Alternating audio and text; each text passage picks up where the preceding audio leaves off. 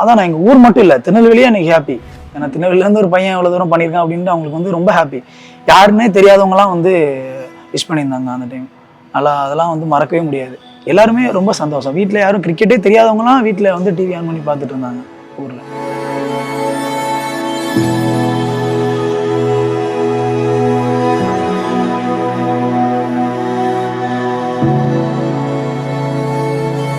என் பேர் இசைக்குமுத்து.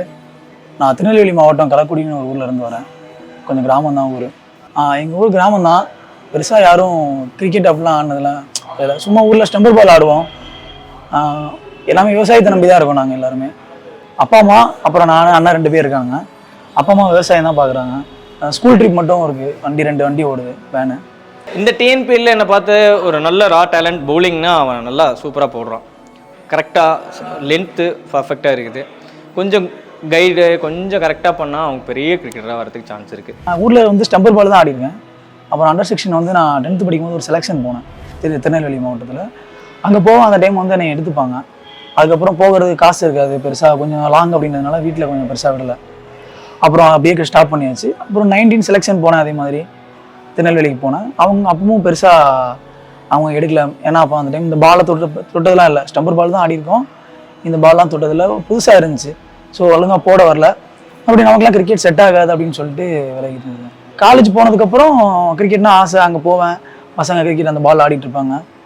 அங்கே கொஞ்சம் ஃபஸ்ட் இயர் செகண்ட் இயர்லாம் வந்து பெருசாக கிரிக்கெட்லாம் ஆனதில்ல. 3rd இயரில் தான் வந்து ஜேர்னி ஸ்டார்ட் ஆச்சு, கிரிக்கெட் ஜேர்னி. இனிஷியலாக கொஞ்சம் கஷ்டமாக தான் இருந்துச்சு. அந்த சீம் பிடிச்சி போடுறதெல்லாம் கொஞ்சம் கஷ்டமாக இருந்துச்சு. நான் கிராஸ் சீம் பிடிச்சி தான் போடுவோம், நியூ பாலாக இருந்தாலுமே. எனக்கு பாலை கொடுத்தா வேகமாக போய் போட தெரியும், அவ்வளோதான் தெரியும். இப்போ கொஞ்சம் பரவாயில்ல, ஓரளவு டெக்னிக் ஐடியாலாம் கொஞ்சம் தெரிஞ்சிருக்கும். எனக்கு ஆண்ட்ரூ ஃப்ளின்டாஃப் ரொம்ப பிடிக்கும். ஏன்னா அவரோட ஆக்ஷன் வந்து கொஞ்சம் என்னோட ஆக்ஷன் கொஞ்சம் சிமிலராக இருக்க மாதிரி இருக்கும். ஸோ அதனால் அவர் ரொம்ப பிடிக்கும். ஒரு best allrounder, England captain, former England captain. இவன் அவ்வளோ தூரம் நான் வரும்னு எதிர்பார்க்கல. நான் காலேஜில் ஆடும்போது 3rd இயரில் கிரிக்கெட் ஸ்டார்ட் பண்ணேன்.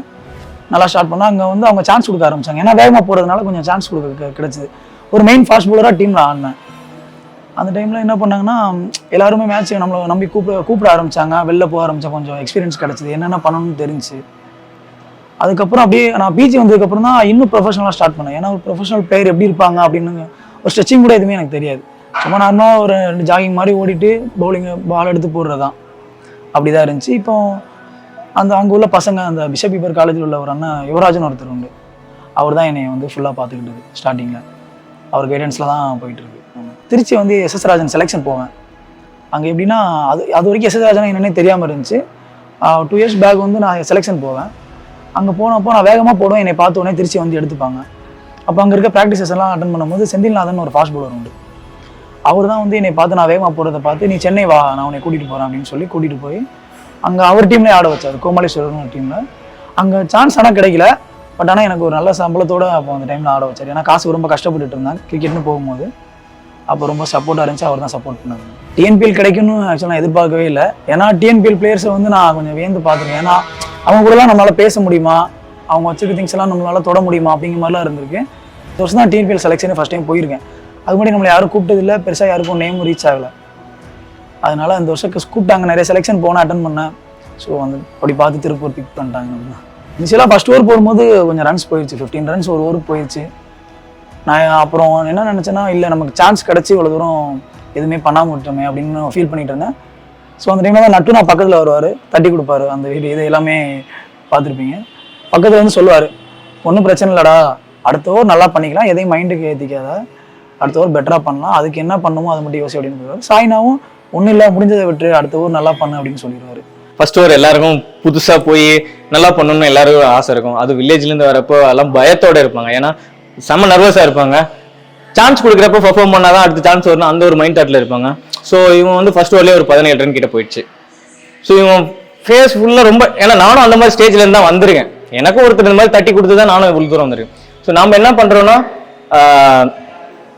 நான் உன்கிட்ட போய் ஒன்றே ஒன்று தான் சொன்னேன், எல்லாம் விட்டுரு, ஃப்ரீயர், நாங்கள் கூட இருக்கோம், நான் சாயிருக்கோம், நீ எதுவும் பண்ண வேணாம், நீ ஹார்ட் லென்த் அடி, அதுக்கப்புறம் என்ன நடக்குதோ நடக்கட்டும், இன்னும் 10 ரன் கூட ஒன்றும் பிரச்சனை இல்லை, பொறுமையா இரு, ஆனால் காமா இரு, எதையும் யோசிக்காத, நாங்கள் இருக்கோம், பேக் பண்ணுறோம், நீ தைரியமா போடு அப்படின்ற மாதிரி சொன்னேன். அதுக்கப்புறம் அவன் அடுத்தடுத்த ஓவரில் விக்கெட் எடுத்தான்.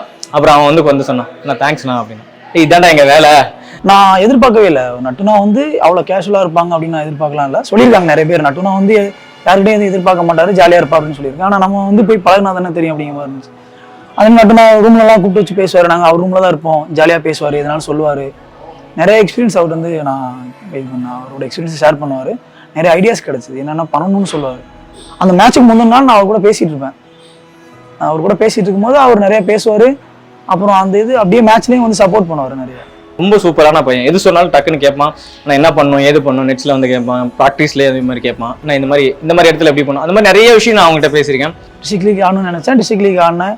எஸ்எஸ்ராஜன் ஆடணும்னு நினச்சேன், எஸ்எஸ்ராஜன் ஆடினேன். அப்புறம் அங்கேருந்து சென்னை லீக் போகணும் அப்படின்னு நினச்சேன். சென்னை லீக் போய் மேட்ச் ஆடணும்னு நினச்சேன்.